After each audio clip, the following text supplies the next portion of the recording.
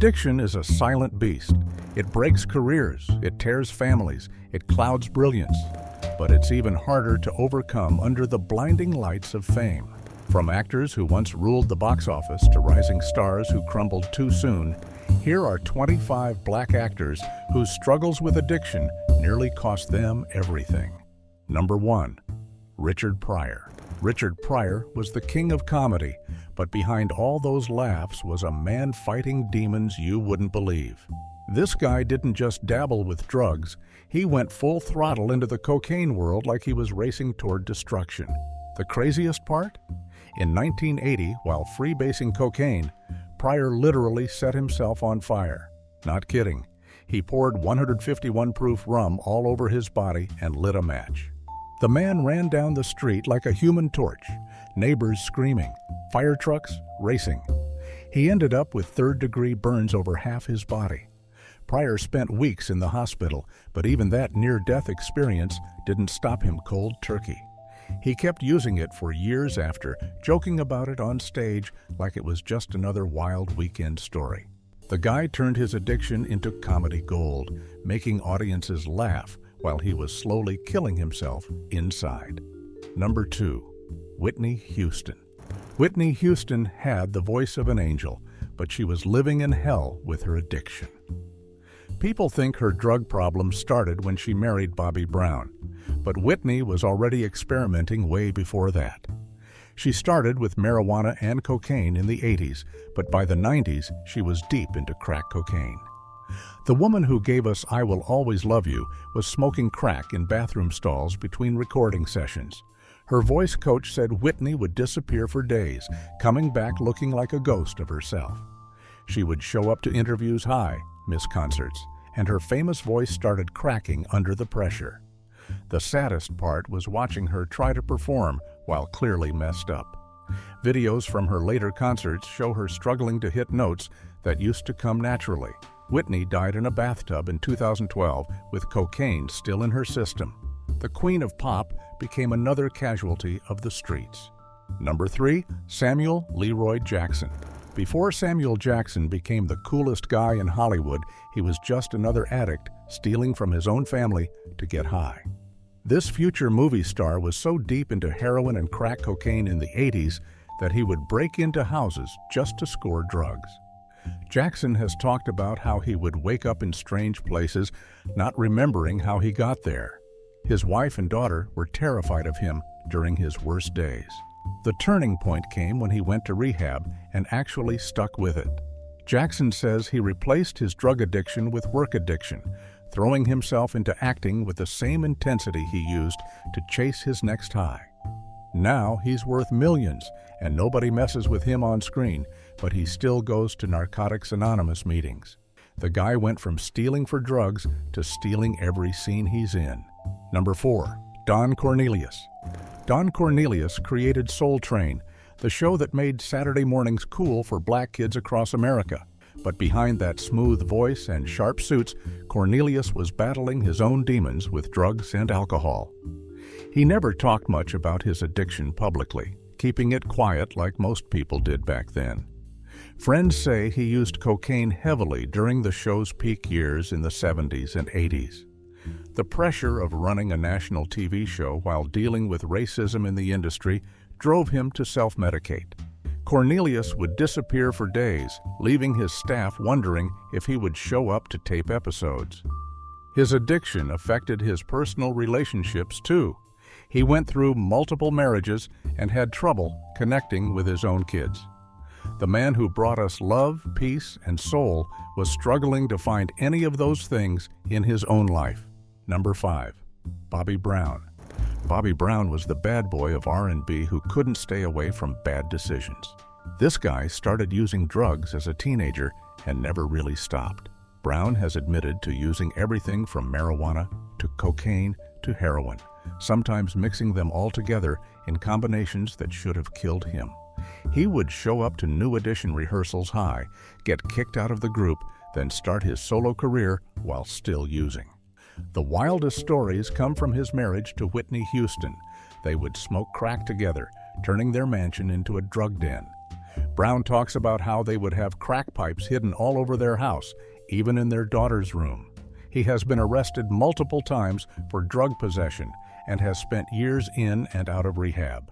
The guy who sang "My Prerogative" used that as his excuse to destroy his life with drugs. Number 6. Dave Chappelle. Dave Chappelle never confirmed he had drug problems, but the rumors followed him everywhere when he suddenly disappeared from his $50 million Comedy Central deal. People whispered that he was smoking crack, using cocaine, or having a complete mental breakdown. Chappelle walked away from Chappelle's show at its peak, flew to Africa, and stayed quiet for years. When he finally started talking, he said the pressure of fame and dealing with Hollywood executives was driving him crazy, but he never admitted to using drugs. Some people think he was self-medicating with marijuana and other substances to deal with anxiety and depression. Others believe he was completely sober and just couldn't handle the stress. The mystery around his disappearance made the rumors worse. People love to assume the worst when a successful black man suddenly changes his life. Number 7. Mike Tyson. Mike Tyson was knocking people out in the ring while knocking himself out with cocaine and alcohol. This heavyweight champion was using drugs before, during, and after his boxing career. Tyson has talked about being high during some of his biggest fights, including when he bit Evander Holyfield's ear. He would party for days, using cocaine and drinking until he passed out, then wake up and train for million-dollar fights. The crazy part is that Tyson was still winning while completely messed up on drugs. He spent hundreds of thousands of dollars on cocaine, sometimes buying drugs for entire neighborhoods just because he could. When he started acting in movies, Tyson was still using drugs heavily. He would show up to movie sets high, forget his lines, and somehow still be entertaining. The man who was the baddest man on the planet was being destroyed by powder and bottles. Number 8. Paul Mooney. Paul Mooney was Richard Pryor's writing partner and the guy behind some of the funniest comedy sketches ever written. But like his friend Pryor, Mooney had his own battles with drugs in his early years. He has talked about experimenting with cocaine and other substances while working in comedy clubs during the 60s and 70s. Mooney says drugs were everywhere in the comedy scene. Comedians used them to deal with the pressure of performing and the racism they faced in predominantly white venues. He was smart enough to see what drugs did to other comedians and got clean before it destroyed his career. Mooney channeled his experiences into his comedy, making jokes about addiction while staying sober. He became the guy who would call out other comedians for their drug use, even though he understood the temptation. Number 9. Tony Rock. Tony Rock, Chris Rock's younger brother, grew up watching addiction tear apart his family and community. While Chris became a superstar comedian, Tony struggled with his own demons and addiction issues. He has spoken openly about how drugs affected multiple people in his family, including relatives who were trying to make it in entertainment. Tony used comedy as his way of dealing with the pain of watching loved ones destroy themselves with drugs. He would perform at comedy clubs while family members were getting high in the parking lot. The Rock family dealt with the same problems as many black families: addiction, poverty, and the pressure to succeed in a world that didn't want them to make it. Tony turned his family's struggles into material for his comedy shows, finding humor in the darkest situations. Number 10. Earl Simmons. Earl Simmons, known as DMX, was rapping and acting while fighting a crack cocaine addiction that started when he was just 14 years old. This guy appeared in movies like Belly and Romeo Must Die while smoking crack between takes. DMX has talked about how his addiction affected every aspect of his life. He would steal from his own kids to buy drugs, disappear for days during movie shoots, and show up to recording sessions completely high. The man who rapped about being a rough rider was really just a broken person trying to escape his pain through drugs. DMX went to rehab multiple times but kept relapsing. He would clean up for a few months, make a comeback album or movie, then disappear back into the streets. His addiction was so bad that he would smoke crack in his car between court appearances for drug charges. DMX died in 2021 from a heart attack caused by a drug overdose, finally losing his lifelong battle with addiction. Number 11. Jimi Hendrix. Jimi Hendrix wasn't just the greatest guitar player who ever lived. He was also a walking pharmacy who treated his body like a science experiment. This guy would pop pills like they were candy, mixing everything from LSD to barbiturates to amphetamines, sometimes all in the same day. Hendrix appeared in a few films and documentaries, but his real stage was anywhere he could get high and play music. People think he just smoked weed and dropped acid, but Hendrix was into way heavier stuff. He would take sleeping pills to come down from speed, then take more speed to wake up from the sleeping pills.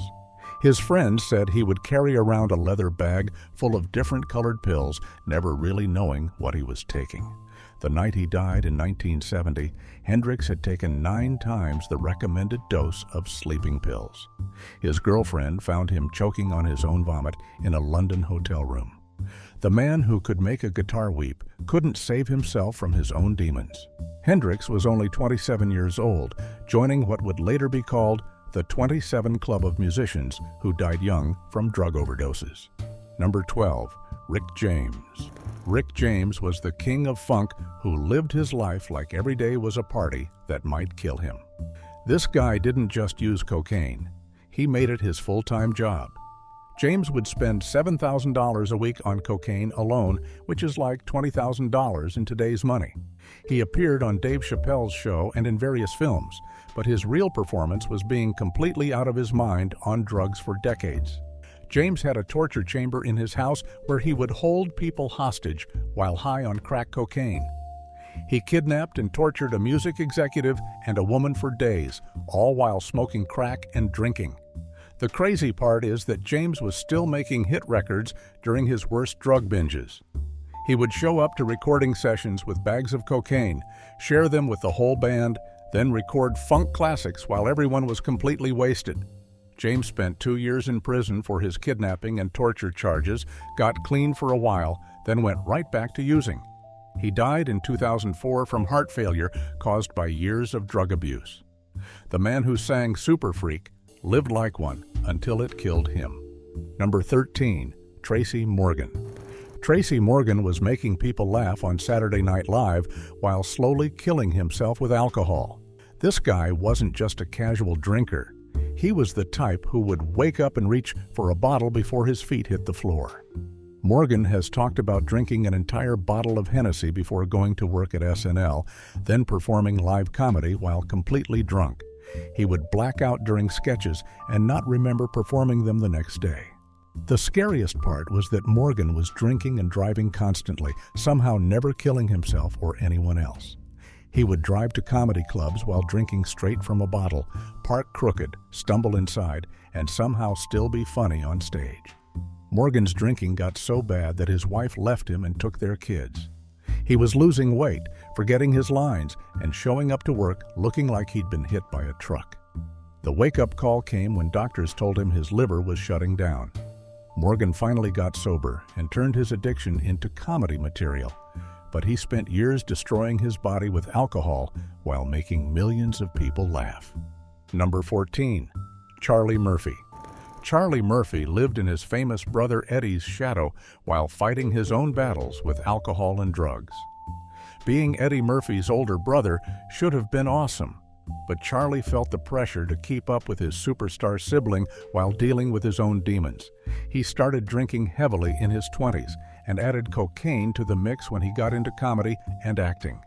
Charlie would show up to auditions drunk, forget his lines during filming, and get into fights at comedy clubs while wasted. The guy had talent but kept sabotaging himself with substances. He would disappear for days on drinking binges, missing opportunities that could have made his career. Charlie's drinking affected his relationship with Eddie too. Family gatherings would turn into interventions, and Eddie had to bail his brother out of trouble multiple times. The turning point came when Charlie realized he was becoming the family disappointment instead of the family success story. He got clean and started focusing on his comedy career, eventually becoming famous for his stories about partying with Rick James and Prince. Charlie turned his addiction experiences into hilarious stories that made him a comedy legend in his own right. Number 15. Lauryn Hill. Lauryn Hill was the queen of hip-hop and R&B who seemed to have everything figured out, but behind the scenes, she was using marijuana heavily and dealing with mental health issues that she tried to self-medicate. Hill appeared in Sister Act 2 and other projects, but her real struggle was trying to balance fame, motherhood, and her increasing paranoia. She would smoke weed constantly, claiming it helped her creativity and anxiety, but friends say it made her more paranoid and unpredictable. Hill would cancel concerts at the last minute, show up hours late to performances while clearly high, and give rambling speeches about conspiracy theories between songs. The marijuana use got worse after she had kids and felt overwhelmed by the pressure of being a role model. She would lock herself in her house for weeks, smoking and writing music that became increasingly weird and unfocused. Hill's drug use wasn't as dramatic as crack or heroin, but it still derailed her career. She went from selling millions of albums to being known as the crazy lady who shows up late and high to her own concerts. The woman who sang about killing people softly was slowly killing her own career with weed and paranoia.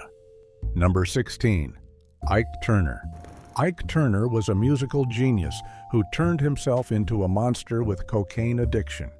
This guy wasn't just using drugs, he was completely controlled by them for decades.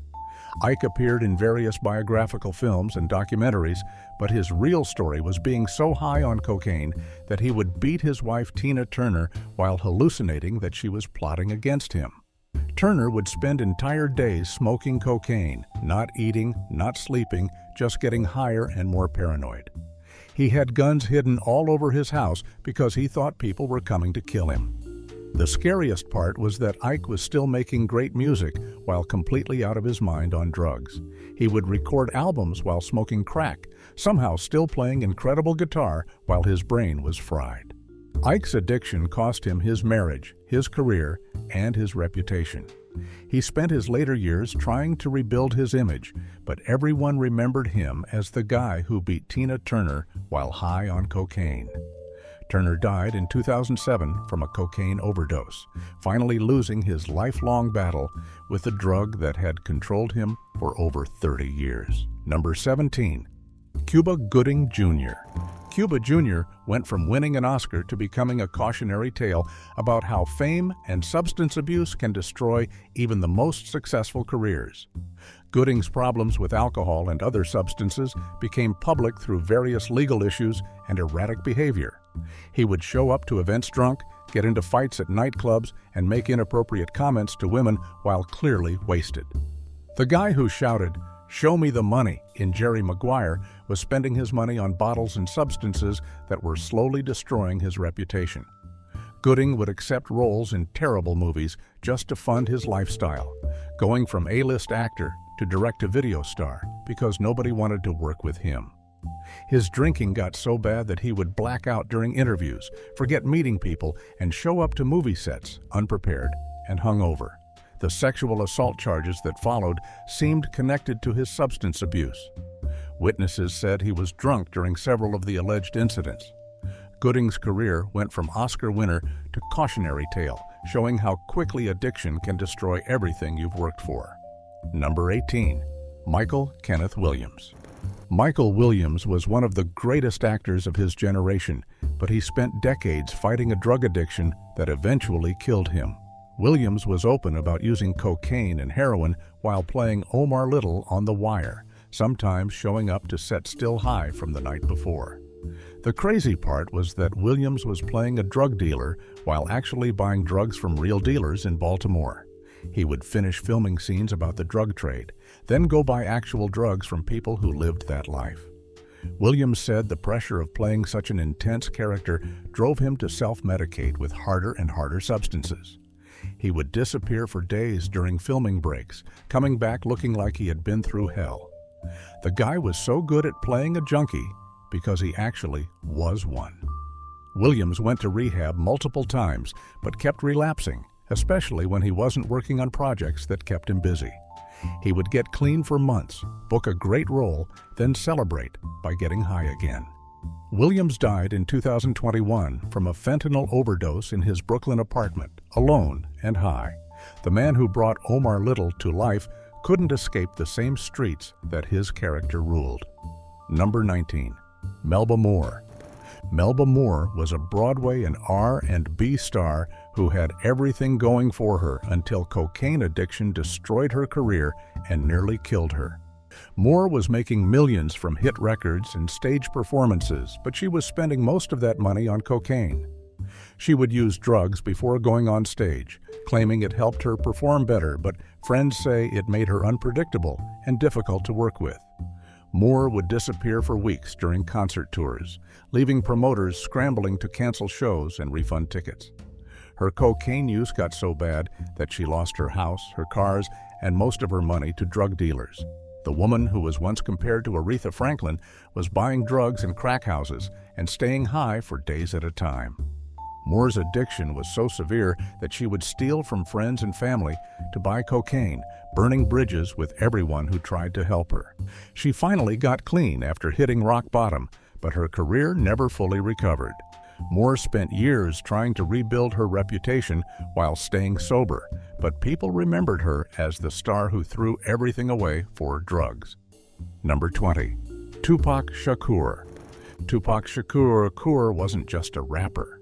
He was a movie star who smoked weed like it was oxygen and used other substances to deal with the pressure of being the most famous person in hip-hop.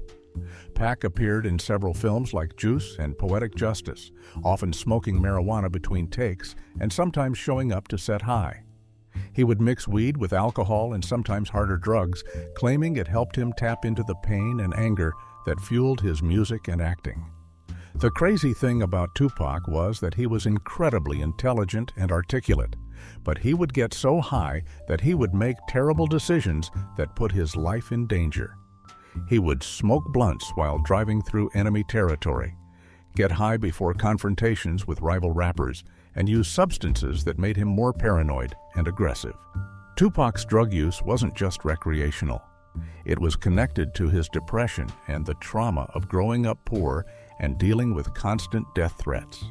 He would smoke weed to calm down, then drink Hennessy to get hyped up, creating a cycle that made him unpredictable. The night he was killed in Las Vegas, Tupac had been drinking and possibly using other substances, which might have affected his judgment about the dangerous situation he was walking into. Number 21. Orlando Brown. Orlando Brown went from being Disney's golden boy to becoming the internet's favorite train wreck, and drugs were driving the whole crazy ride. This guy starred in That's So Raven as a kid, making millions of families laugh every week. But behind the scenes, he was already experimenting with substances that would eventually destroy his career and his mind. Brown started with marijuana and alcohol as a teenager, which seems normal enough, but then he discovered harder stuff and his whole world went sideways. By the time he was in his 20s, Orlando was using methamphetamines, cocaine, and whatever else he could get his hands on. The meth was the worst part. It made him paranoid, aggressive, and completely unpredictable. Brown would go on social media rants that made no sense, claiming he was married to celebrities he had never met, talking about conspiracy theories, and generally acting like someone who'd lost touch with reality. He got arrested multiple times for drug possession, domestic violence, and other charges that all seemed connected to his substance abuse. The saddest part was watching this guy who used to make kids smile turn into someone who scared his own family. Brown would disappear for months, living on the streets or in crack houses, then pop up online looking like he hadn't eaten or slept in weeks. He would do interviews while clearly high, rambling about nonsense while viewers watched a childhood star destroy himself in real time. Orlando tried to get clean several times, going to rehab and making promises to stay sober, but he kept relapsing and ending up back in the same cycle of drugs, arrests, and bizarre behavior. Number 22. Ja Rule. Ja Rule was the king of hip-hop in the early 2000s, making hit records and appearing in movies like Fast and Furious, but he was also partying harder than anyone knew. This guy wasn't just drinking champagne and smoking blunts at parties, he was deep into cocaine and other substances that helped him deal with the pressure of being famous. Ja Rule has talked about how the music industry drove him to self-medicate, using drugs and alcohol to handle the stress of constant touring, recording, and dealing with beefs with other rappers. He would show up to movie sets hungover or still high from the night before, somehow managing to deliver his lines while fighting through withdrawal symptoms. The crazy part was that Ja Rule was functional for years while using heavily. He kept making hit songs, appearing in films, and building his career even though he was destroying his body with substances. His drug use got worse when his music career started declining and he felt like he was losing his relevance in hip-hop. Ja Rule would drink entire bottles of liquor mixed with cocaine, staying awake for days while trying to recapture his former success. He would make terrible business decisions while high, including getting involved in the Fyre Festival disaster that landed him in legal trouble.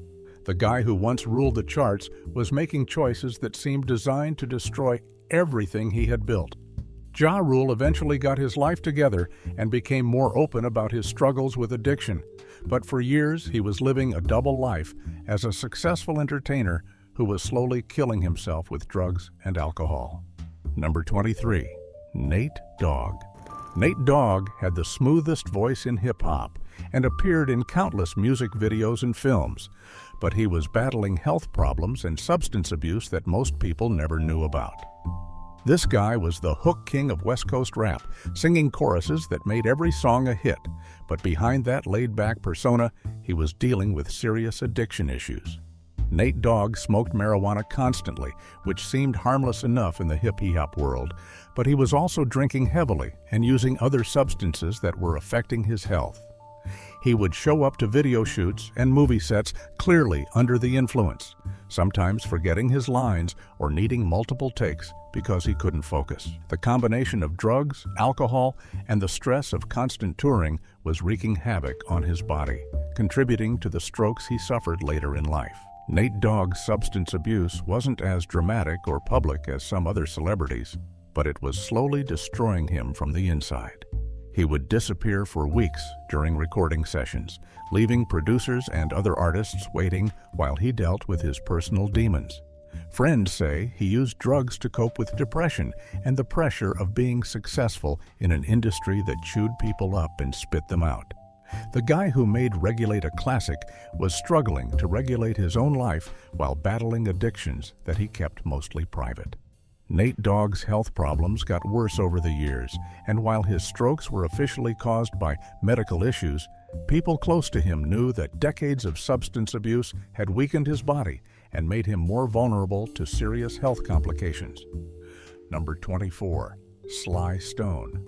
Sly Stone went from being a musical genius who revolutionized funk and soul music to a homeless drug addict living in a van, and the fall was as dramatic as his rise to fame.